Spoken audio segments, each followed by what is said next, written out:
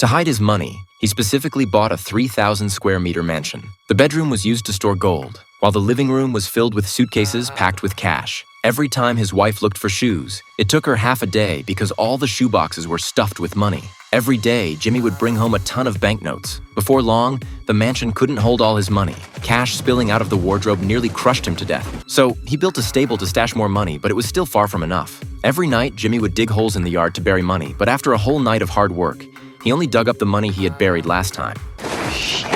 Left with no choice, Jimmy had to deposit the money in banks. Because of Jimmy, this small town with a population of less than 1,000 opened more than a dozen banks. The banks even emptied their vaults to serve Jimmy exclusively. Just like that, Jimmy deposited billions of dollars in each bank. The next step was to launder all this cash. To do this, Jimmy set up numerous shell companies and hired homeless folks and senior citizens as CEOs. However, the pace of money laundering still couldn't keep up with the rate at which he was depositing funds. Even though everyone knew that Jimmy's wealth was dirty money, no cop dared to arrest him. Instead, the CIA and DEA came to him for help. Jimmy was originally just your average pilot. His salary wasn't all that high, just enough to get by. So Jimmy often took advantage of his position to smuggle some cigarettes and earn a little extra cash on the side. But the CIA quickly caught wind of his operation. The agent, however, didn't arrest him. Instead, he used the smuggling crime to threaten Jimmy. Jimmy had some serious flying chops, and the CIA needed him to pilot this massive plane at low altitudes over Central America to snap photos of the local rebels' positions. Jimmy was born for thrills,